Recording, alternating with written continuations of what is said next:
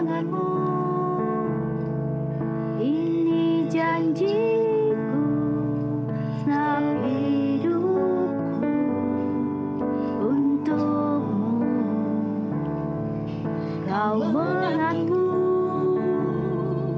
jalan hidupku, senap hidupku untukmu. Yesus, aku percaya. Yesus, aku milikmu. Hidup karenamu dan hanya untukmu selamanya.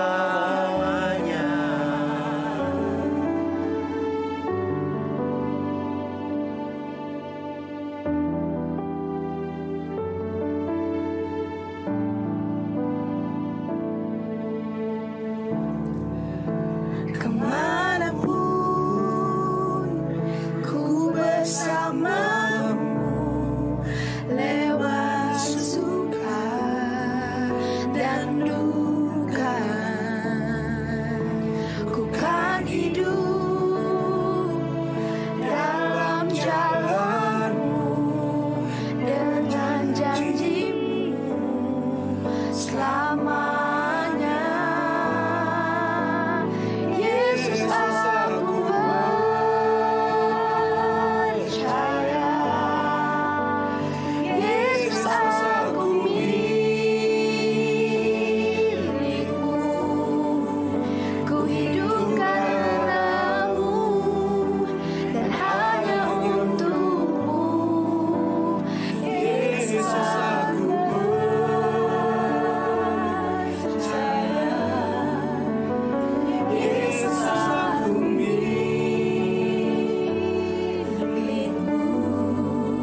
Ku hidup karenamu dan hanya untukmu selamanya.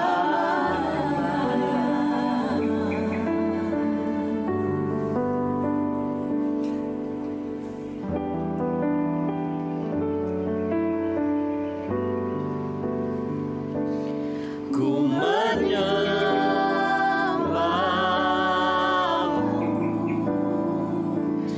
ku menyembahmu, ku menyembahmu, ku menyembahmu.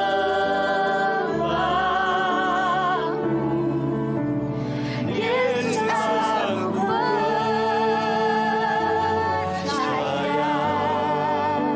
Yesus, aku milikmu.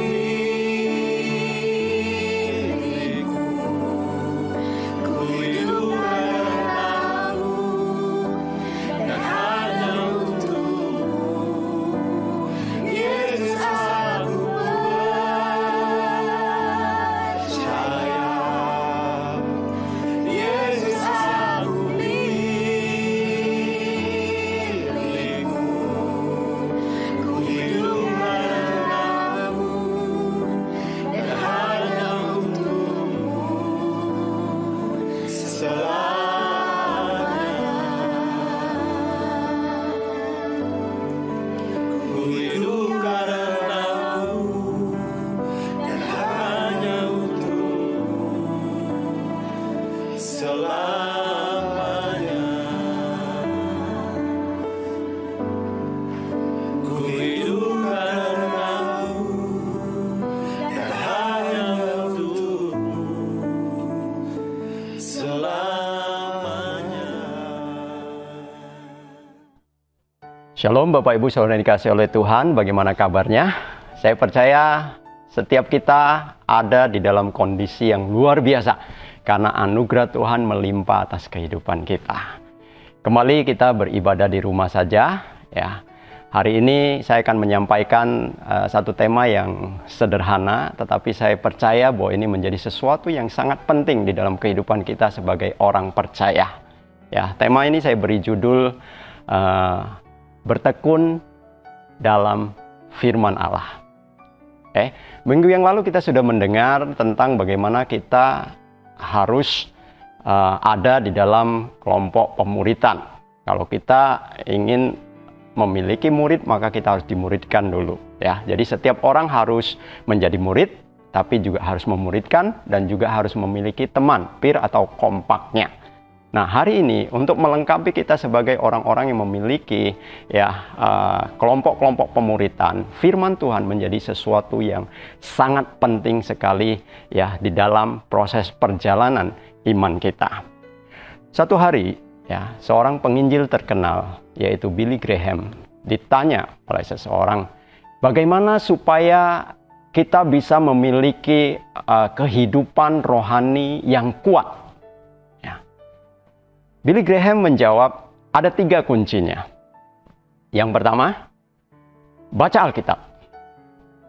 Yang kedua, baca Alkitab. Dan yang ketiga, baca Alkitab. Ya, saya mempercayai ya, Alkitab itu adalah firman Allah.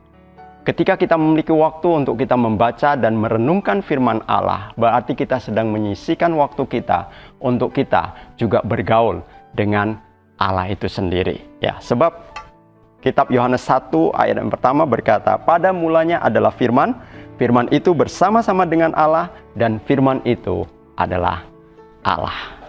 Bapak Ibu Saudara yang dikasihi oleh Tuhan, manusia itu terdiri dari tubuh, jiwa, dan roh. Seringkali kita hanya berfokus kepada bagaimana kita memelihara tubuh dan jiwa kita, supaya tubuh kita bisa sehat, apalagi di tengah-tengah situasi pandemi COVID-19 ini, semua orang berusaha untuk menjaga tubuhnya tetap sehat dan kuat, ya, dengan berolahraga, kemudian diberi asupan gizi yang cukup, 4 sehat, 5 sempurna, ya, supaya tubuhnya bisa kuat. Lalu bagaimana mereka memelihara jiwa mereka untuk bisa tetap kuat, ya, jiwa atau emosi, ya, mereka berusaha bagaimana ada waktu-waktu untuk mereka berlibur, bersantai, ya, menjauhkan segala macam hal-hal yang bisa menimbulkan stres di dalam pikiran, ya, bisa menikmati suasana yang santai sehingga bisa tenang, ya. Tapi seringkali orang lupa, ya, bahwa roh mereka juga perlu untuk diberi makan, ya. Nah, makanan roh bagi kita sebagai orang percaya adalah firman Tuhan.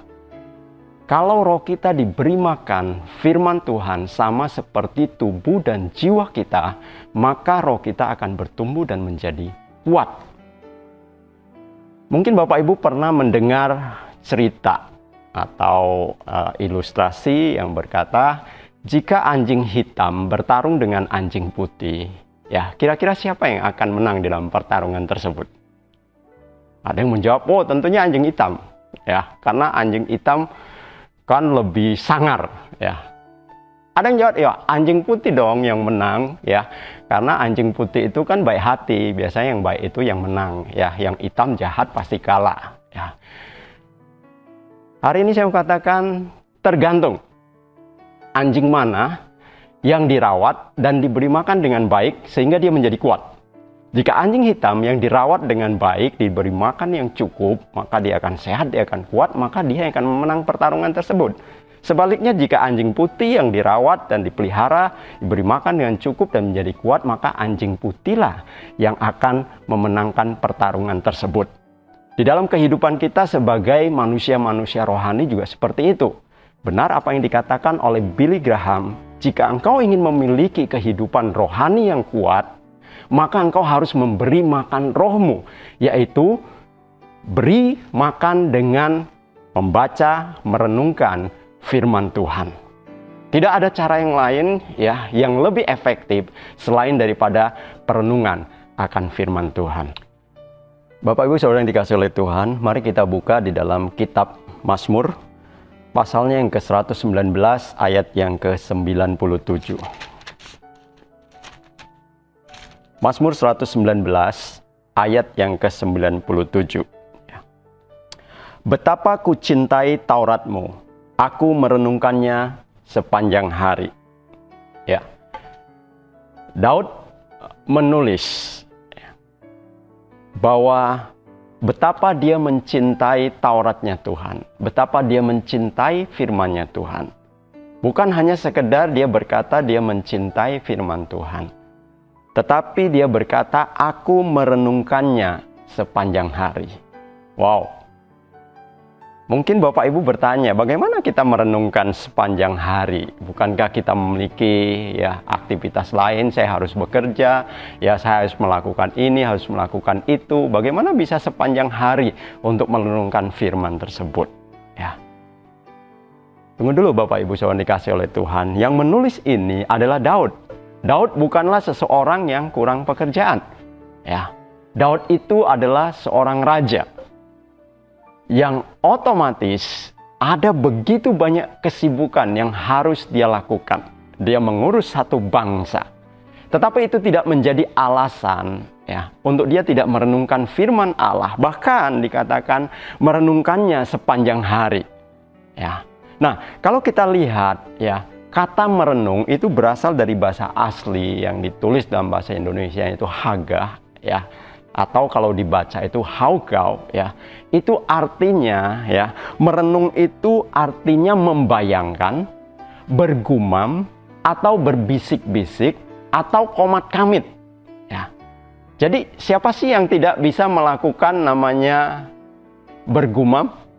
Di tengah-tengah melakukan aktivitas apapun, orang masih tetap bisa bergumam, atau komat kamit, semua orang bisa melakukan. Sama juga seperti Daud, di tengah-tengah kesibukannya sebagai seorang raja, mengurus kerajaannya, dia tetap memiliki waktu untuk dia bergumam, untuk dia membayangkan firman Tuhan, untuk dia tapi dia mulai memperkatakan komat kamit tentang firman Tuhan itu. Nah, jadi Bapak Ibu Saudara yang dikasih oleh Tuhan, setiap kita mampu untuk melakukan itu. Kalau kita tidak bisa bergumam, paling tidak kita bisa membayangkan apa yang sudah kita baca, apa yang sudah kita terima melalui kebenaran-kebenaran firman Tuhan, supaya itu mempengaruhi seluruh kehidupan kita. Sekarang pertanyaannya, seberapa pentingkah perenungan firman itu di dalam kehidupan kita sebagai orang percaya? Kita lihat di dalam Mazmur 119 ayat yang ke-105. Firman Tuhan berkata, firman-Mu itu pelita bagi kakiku dan terang bagi jalanku. Daud menulis bahwa firman Allah itu adalah pelita bagi kakinya dan terang bagi jalan-jalannya. Artinya apa? Ketika kita merenungkan firman Tuhan, maka hal yang akan terjadi di dalam kehidupan kita, yang pertama adalah kita mengalami tuntunan Tuhan, sehingga kita lebih berpengertian dan lebih bijaksana.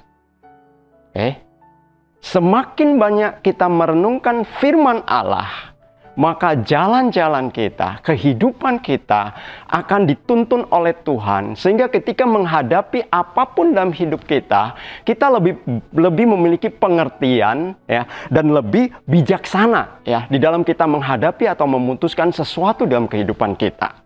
Ingat, Tuhan bilang, firman-Mu itu pelita bagi kakiku dan terang bagi jalan-jalanku. Nah, ayat sebelumnya kalau kita baca di dalam Mazmur 119 ayatnya yang ke-98, firman Tuhan berkata, perintahmu membuat aku lebih bijaksana daripada musuh-musuhku, sebab selama-lamanya itu ada padaku. Ayat 99 katakan, aku lebih berakal budi daripada semua pengajarku, sebab peringatan-peringatanmu kurenungkan. Ayat yang ke-100, aku lebih mengerti daripada orang-orang tua, sebab aku memegang titah-titahmu. Wow, bukankah ini sesuatu yang sangat luar biasa? Kekuatan di dalam kita merenungkan firman Allah akan mempengaruhi pola pikir kita dalam meresponi segala sesuatu yang terjadi di sekitar kita. Pada pertengahan abad ke-16, hidup seorang wanita ya, yang nanti akan dikenal dengan Madame Guyon. Nama aslinya adalah Jenny Guyon. Ketika dia muda, dia dipaksa menikah dengan seorang pria yang tidak dia cintai. Ya. Pria tersebut menjadi suaminya, seorang pria yang cacat, seorang pria yang melankolis dan temperamental. Wow, adalah satu kehidupan yang sangat-sangat mengerikan dalam membangun rumah tangga, hidup dengan seseorang yang tidak dia cintai, bahkan yang memiliki sifat yang temperamental atau pemarah. Bukan hanya itu, Jenny Guyon memiliki seorang ibu mertua yang selalu membicarakan tentang kesalahan-kesalahan yang dilakukan oleh Jenny di dalam kehidupan dia sehari-hari sebagai seorang istri. Bahkan yang lebih menyedihkan lagi, ya, pembantunya sekalipun tidak pernah menghormati Jenny Guyon sebagai majikannya karena dia tinggal bersama-sama dengan mertua dan suaminya. Ya. Tapi apakah dengan situasi itu membuat Jenny Guyon menyerah ya dengan keadaannya, atau memilih untuk dia menceraikan suaminya, meninggalkan suaminya, ya, memilih untuk sesuatu lari daripada situasi keadaan yang sedang dihadapinya? Tidak, ya. Jenny Guyon tetap bertahan untuk hidup bersama-sama sebagai seorang istri, sebagai seorang menantu di tengah-tengah keluarga tersebut. Ada satu hal yang lebih menyedihkan hati Jenny Guyon sebagai seseorang yang mempercayai Tuhan, yaitu dia dilarang untuk dia menghadiri pertemuan-pertemuan ibadah. Tetapi itu tidak menyurutkan hati Jenny Guyon untuk bersekutu dengan Tuhan. Dan hal yang paling mudah yang dia bisa lakukan adalah dia bertekun di dalam dia bersekutu dengan firman Tuhan. Sekalipun tidak punya kesempatan untuk bersekutu dengan teman-teman yang lainnya, tetapi dia tetap memiliki kesempatan untuk dia membaca dan merenungkan firman Tuhan. Dan kita ketahui banyak buku-buku yang ditulis oleh Madame Guyon, cerita kehidupannya, karya-karyanya yang sungguh menjadi inspirasi bagi orang-orang percaya tentang kedekatan hubungan dia dengan Tuhan di dalam firman dan di dalam doa. Ya. Madame Guyon pernah menulis satu kalimat. Dia berkata, walaupun keadaan keluargaku suram, sebenarnya aku ada dalam kondisi yang sangat baik. Ya, aku aman berada dalam tangan Tuhan. Lihat, dia tidak memiliki suami yang ideal, dia tidak memiliki mertua yang ideal, dia tidak memiliki pembantu yang ideal seperti apa yang dia pikirkan, yang dia mau. Dia tidak memiliki orang-orang di sekitar dia yang ideal, yang bisa mendukung dan menopang dia. Tapi itu tidak menjadi alasan untuk Madame Guyon menyerah. Justru di tengah-tengah kondisi seperti itu, ia semakin menguatkan ya keyakinan dia kepada Allah, semakin menguatkan persekutuan dia dengan Allah melalui kebenaran-kebenaran firman yang dia renungkan setiap hari. Bapak, Ibu, Saudara yang dikasihi oleh Tuhan, setiap kita memiliki pilihan di dalam kehidupan kita. Apakah kita memilih untuk kita membangun satu kehidupan yang benar seperti apa yang Allah mau, atau kita membangun satu kehidupan seperti apa yang kita mau sebagai manusia? Dan itu akan menentukan akhir dari kehidupan kita. Hal kedua yang akan terjadi di dalam kehidupan kita ketika kita bertekun di dalam pembacaan dan perenungan firman Tuhan adalah kita akan mengalami pertumbuhan rohani di dalam kehidupan kekristenan kita. Ya, seperti apa yang saya ceritakan sebelumnya, ya, kalau kita ingin ya roh kita menjadi kuat, maka kita harus memberi roh kita makan. Makanan roh kita adalah firman Allah. Ya. Nah, jadi ketika kita memiliki waktu ya untuk membaca dan merenungkan firman Allah setiap hari, maka akan menolong kita untuk kita mengalami proses pertumbuhan rohani kita semakin hari semakin kuat. Mari kita lihat di dalam kitab Mazmur, pasalnya yang pertama, ayat yang pertama sampai ayatnya yang ketiga. Firman Tuhan berkata, "Berbahagialah orang yang tidak berjalan menurut nasihat orang fasik, yang tidak berdiri di jalan orang berdosa, dan yang tidak duduk dalam kumpulan pencemooh. Tetapi yang kesukaannya ialah Taurat Tuhan, dan yang merenungkan Taurat itu siang dan malam. Ia seperti pohon yang ditanam di tepi aliran air, yang menghasilkan buahnya pada musimnya, dan yang tidak layu daunnya, apa saja yang diperbuatnya berhasil." Bapak Ibu Saudara dikasih oleh Tuhan, ya. Daud menulis di dalam Mazmur pasal yang pertama ini dengan satu set kata yang luar biasa sekali, ya. Bahwa orang-orang yang kesukaannya adalah Taurat Tuhan, kesukaannya adalah firman Tuhan, bahkan yang merenungkan Taurat itu atau merenungkan firman itu siang dan malam, ia seumpama pohon yang ditanam di tepi aliran air. Bapak Ibu selalu bisa membayangkan sebatang pohon yang ditanam di tepi aliran air, artinya dia tidak akan pernah mengalami kekeringan di dalam kehidupannya. Demikian juga kita, ketika kita selalu memiliki waktu untuk membaca dan merenungkan firman Tuhan, kita tidak akan pernah mengalami kekeringan rohani di dalam hidup kita. Kenapa ada begitu banyak atau mungkin kita jumpain orang-orang yang mengalami situasi yang stagnasi di dalam kekristenan mereka, mengalami kerohanian yang demikian menyedihkan? Jangan-jangan karena mereka sudah tidak memiliki waktu yang mereka berikan untuk bertekun di dalam perenungan firman Allah. Sehingga mereka tidak seperti pohon yang ditanam di tepi aliran air. Bukan hanya tidak mengalami kekeringan, tetapi menghasilkan buahnya. Ya, dikatakan yang menghasilkan buahnya pada musimnya dan yang tidak layu daunnya. Buah-buah apa yang akan kita hasilkan di dalam kehidupan kita ketika kita bertekun di dalam pembacaan dan perenungan firman Allah? Hal yang paling pasti adalah buah-buah roh.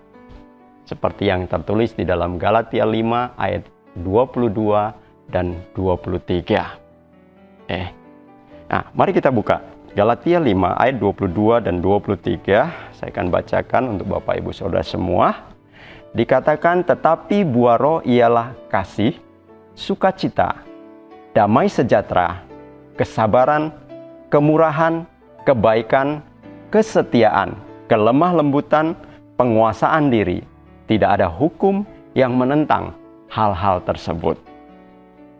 Jadi Bapak Ibu Saudara dikasih oleh Tuhan, kalau kita menemukan hidup kita hari-hari ini kurangnya penguasaan diri kita mungkin, tidak ada damai sejahtera, atau kita meresponi segala sesuatu selalu dengan cara yang berbeda, lebih mengandalkan kedagingan kita. Mungkin karena kita tidak pernah memberi makan roh kita dengan makanan yang benar. Kita tidak pernah memberi asupan yang benar sehingga dia menjadi kuat. Akhirnya daging kita yang akan lebih menguasai kita.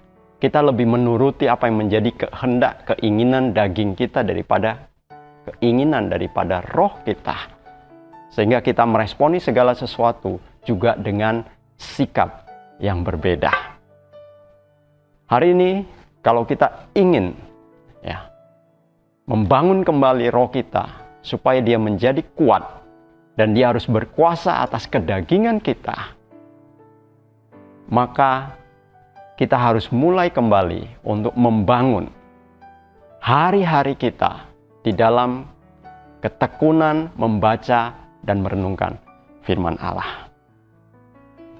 Jadi Bapak Ibu Saudara yang dikasihi oleh Tuhan, firman Allah harus menjadi asupan rohani, sehingga kita tetap bisa bertumbuh dan menghasilkan buah yang baik di dalam kehidupan kita. Jadi kalau selama ini mungkin kita berpikir firman Allah itu tidak menjadi sesuatu yang terlalu penting di dalam kehidupan sehari-hari kita. Tapi hari ini ketika Bapak Ibu mendengar apa yang sudah saya sampaikan ini, biarlah ini mengubah kita untuk kita benar-benar memiliki komitmen bahwa segala sesuatu yang ada dalam kehidupan kita harus berujung kepada kebenaran-kebenaran yang tertulis di dalam firman Allah. Mari Bapak Ibu Saudara yang dikasihi oleh Tuhan, sebelum sama-sama kita akan makan dan minum dari perjamuan kudus yang ada, baiklah hari ini kita mengambil keputusan untuk kita mau tetap bertekun, membangun hubungan yang intim dengan Tuhan melalui pembacaan dan perenungan firman Tuhan sehari-hari di dalam kehidupan kita. Karena kita tahu bahwa itulah yang akan menjadikan kita kuat dalam menghadapi hal-hal yang akan terjadi di depan kita. Sebab apa yang telah kuteruskan kepadamu, telah aku terima dari Tuhan, yaitu bahwa Tuhan Yesus pada malam waktu ia diserahkan mengambil roti. Mari kita angkat roti yang ada di tangan kanan kita. Dan sesudah itu ia mengucap syukur atasnya. Ia memecah-mecahkannya dan berkata, inilah tubuhku yang diserahkan bagi kamu. Perbuatlah ini menjadi peringatan akan aku. Kami mengucap syukur buat tubuhmu. Tubuh yang telah dipecah-pecahkan bagi kami supaya kami dipersatukan. Dipersatukan bukan hanya dengan engkau, tapi juga dengan orang-orang yang ada di sekitar kami. Dengan saudara-saudara kami. Supaya Kristus semakin hari semakin nyata di dalam kehidupan kami. Mari kita makan dengan iman di dalam nama Tuhan Yesus.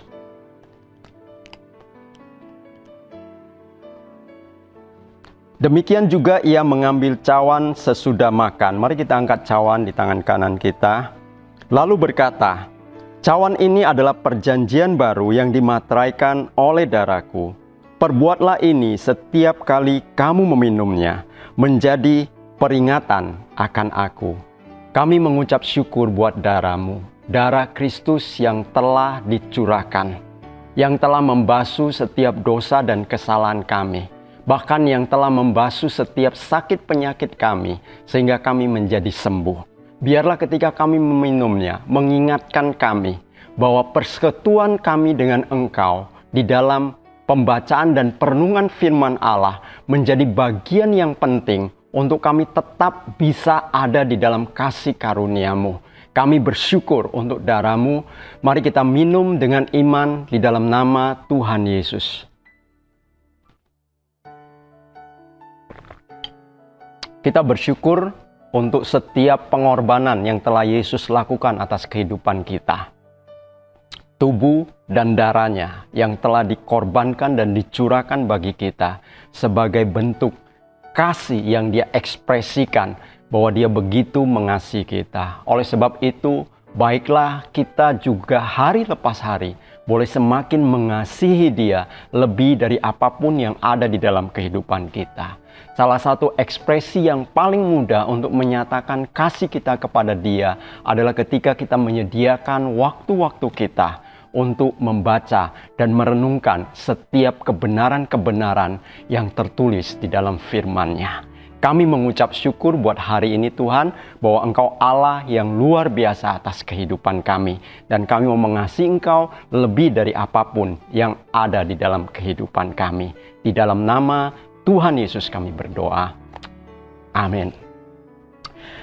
Bapak Ibu saudara yang dikasihi oleh Tuhan, ya, selesai dari khotbah, ya, ada beberapa pertanyaan diskusi yang Bapak Ibu bisa diskusikan dengan anggota keluarga maupun anggota komsel, di mana Bapak Ibu beribadah bersama-sama. Saya percaya ketika Bapak Ibu mendiskusikan itu dan merenungkannya, itu akan menjadi kekuatan, juga akan bisa saling menguatkan satu dengan yang lainnya. Terima kasih, Tuhan Yesus memberkati kita semua.